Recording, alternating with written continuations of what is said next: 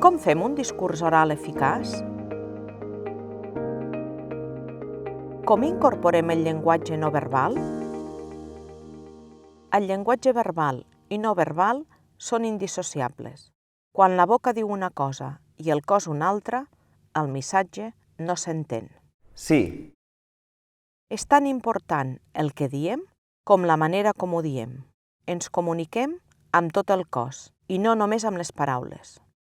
El nostre cos parla i reforça el que diem verbalment. Quan ens expressem, fem servir tot el cos. Mans, braços, cames. La gestualitat facilita la comprensió oral del discurs i ajuda a reforçar l'expressivitat. Ha de ser natural. Cadascú té el seu propi estil que l'ajuda a transmetre un missatge. A continuació, comentarem els aspectes més rellevants del llenguatge no verbal relacionats amb el cos i els gestos i els trets facials, perquè t'ajudin a millorar la comunicació no verbal en les exposicions orals. El cos. El cos no s'ha d'ocultar.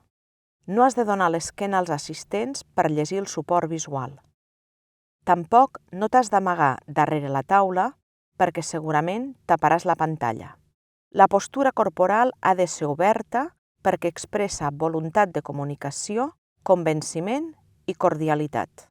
Quan vulguis marcar algun element o alguna imatge que hi aparegui, no ho facis amb el dit o amb el bolígraf perquè no has de donar l'esquena als assistents ni tapar la pantalla. Si utilitzes un punter làser, t'ajudarà a indicar el que vols ressaltar de la presentació perquè és rellevant, a mantenir la distància i a no tapar la pantalla. No t'has de recolzar ni has de seure sobre la taula. Has de parlar dret davant del grup, mantenint una posició recta, perquè aquesta posició facilita la respiració.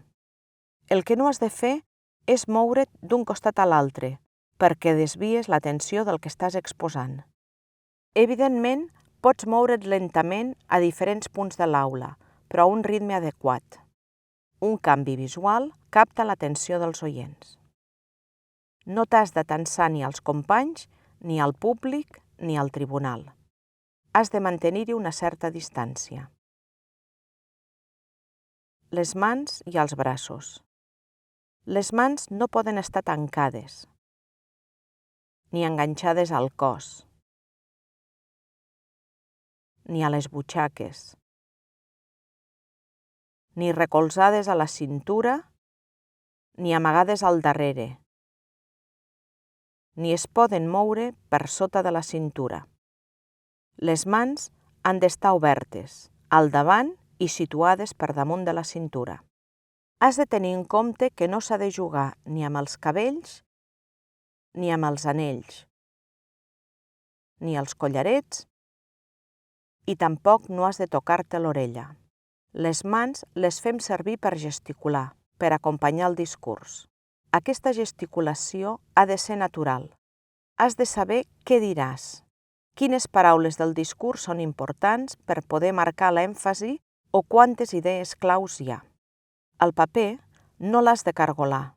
El bolígraf no el facis servir per jugar, anar fent clic o movent-lo.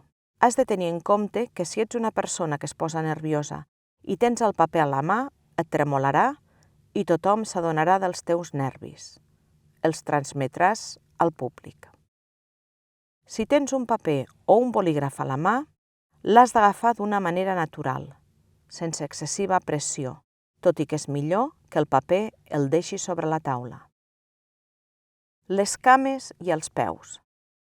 Les cames no han d'estar excessivament separades. No s'han de creuar. No t'has de recolzar només sobre un sol peu i no hi ha d'haver moviment de peus. Les cames han d'estar rectes, una mica separades, que t'ajudin a mantenir l'equilibri. Els peus han d'estar plans a terra perquè demostren seguretat i fermesa del que dius. La cara. Els trets facials més destacables són el somriure i la mirada. La cara no ha de transmetre tensió ni excessiva seriositat. La cara ha de transmetre amabilitat i naturalitat. Riure no és el mateix que somriure. Somriure és un gest facial, és social i comunicatiu.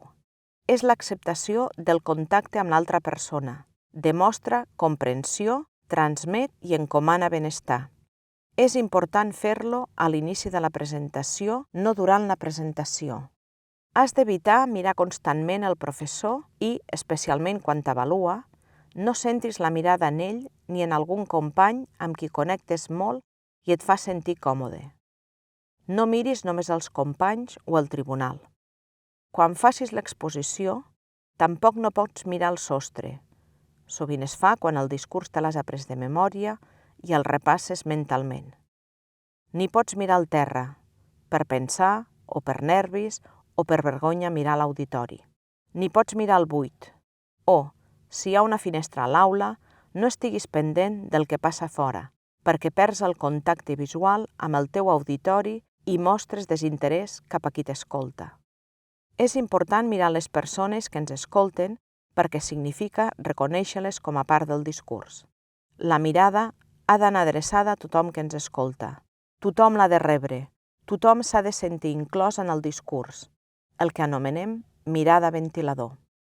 Evita portar el guió o l'esquema al mòbil perquè és difícil de llegir i et posaràs nerviós si hi confies i no el pots seguir. Si tens un guió o un esquema i l'has de mirar, fer-hi un cop d'ull, és recomanable que el portis imprès en un full, amb lletra gran, i el deixis sobre la taula. Com a resum, tingues en compte que la postura corporal ha de ser oberta, natural i còmoda, cadascú del seu propi estil. Has d'estar dret i amb els peus plans a terra. Has de tenir les mans obertes i situades per damunt de la cintura. Els gestos han de ser clars, que ajudin i acompanyin el missatge. Has de somriure a l'inici del discurs. Has de repartir la mirada al públic. A la nostra cultura, quan parlem, ens movem, mirem i gesticulem.